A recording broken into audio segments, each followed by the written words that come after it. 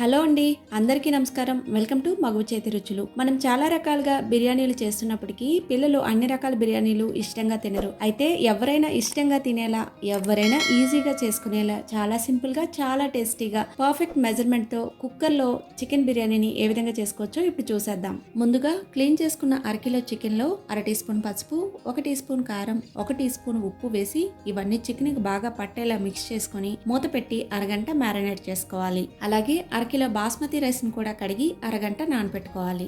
ఇప్పుడు బిర్యానీ కోసం మసాలాను ప్రిపేర్ చేసుకుందాం. మిక్సీ జార్లో 2 మీడియం సైజు ఉల్లిపాయ ముక్కలు, ఒక చిన్న కట్ట కొత్తిమీర కాడలతో సహా వేసుకోండి. ఒక చిన్న కట్ట పుదీనా ఆకులు, 3 పచ్చిమిర్చి, 4 ఎండుమిర్చి, అరచెక్క పచ్చి కొబ్బరి ముక్కలు, 1 టీ స్పూన్ ధనియాల పొడి, 2 టీ స్పూన్ల అల్లం వెల్లుల్లి పేస్ట్ వేసి అవసరం అనుకుంటే కొద్దిగా వాటర్ యాడ్ చేసి మెత్తగా పేస్ట్లా గ్రైండ్ చేసుకోవాలి. బిర్యానీ టేస్ట్, ఫ్లేవర్ అంతా కూడా ఈ మసాలాలోనే ఉంది. ఇప్పుడు స్టవ్ పైన కుక్కర్ పెట్టుకుని 2 టేబుల్ స్పూన్ల నూనె, 1 టేబుల్ స్పూన్ నెయ్యి వేసి 3 దాల్చిన చెక్క, 8 లవంగాలు, 4 ఇలాచి, 1 అనాస పువ్వు, కొద్దిగా జాపత్రి, 2 బిర్యానీ ఆకు వేసి ఇవి కొంచెం వేగాక సన్నగా స్లైసులుగా కట్ చేసుకున్న 2 మీడియం సైజు ఉల్లిపాయ ముక్కలను వేసుకుని స్టవ్ని మీడియం ఫ్లేమ్లో పెట్టుకుంటూ ఉల్లిపాయల ముక్కల్ని కంటిన్యూస్గా కలుపుతూ మాడిపోకుండా మంచి గోల్డెన్ కలర్ వచ్చేంత వరకు వేయించుకోవాలి. ఉల్లిపాయ ముక్కలు ఇలా వేగాక 2 మీడియం సైజు టమాటాలను కూడా సన్నగా కట్ చేసి వేసుకోవాలి. టమాటా ముక్కలు కూడా పూర్తిగా మగ్గి ఆయిల్ సెపరేట్ అయ్యేంత వరకు వేయించుకున్నాక ముందుగా రెడీ చేసి పెట్టుకున్న మసాలా పేస్ట్ని వేసి స్టవ్ని లో ఫ్లేమ్లో పెట్టుకొని మసాలా పేస్ట్ అడుగంటిపోకుండా మాడిపోకుండా చక్కగా కలుపుతూ పచ్చివాసన పోయేంత వరకు వేయించుకోవాలి.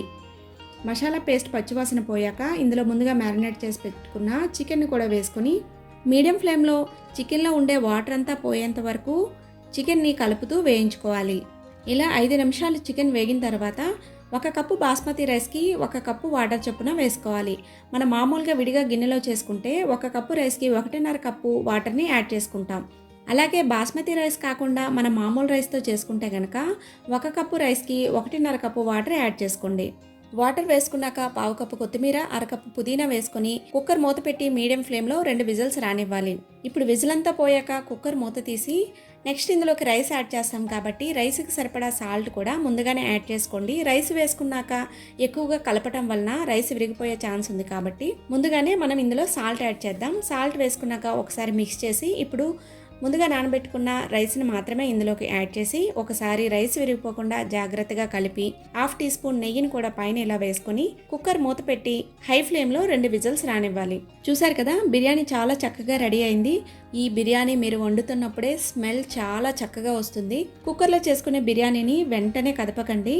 వేడి మీద కదిపినట్లయితే బిర్యానీ మెత్తగా అయిపోతుంది. ఒక 10 నిమిషాలు అలానే ఉంచి తర్వాత చక్కగా మిక్స్ చేసుకోండి. కుక్కర్లో ఉడికిన చికెన్ సాఫ్ట్గా ఉండడం వల్ల పిల్లలు కూడా చాలా ఇష్టంగా తింటారు. అలాగే టేస్ట్ కూడా చాలా బాగుంటుంది. ఈ విధంగా కూడా ఒకసారి బిర్యానీని ట్రై చేసి చూడండి.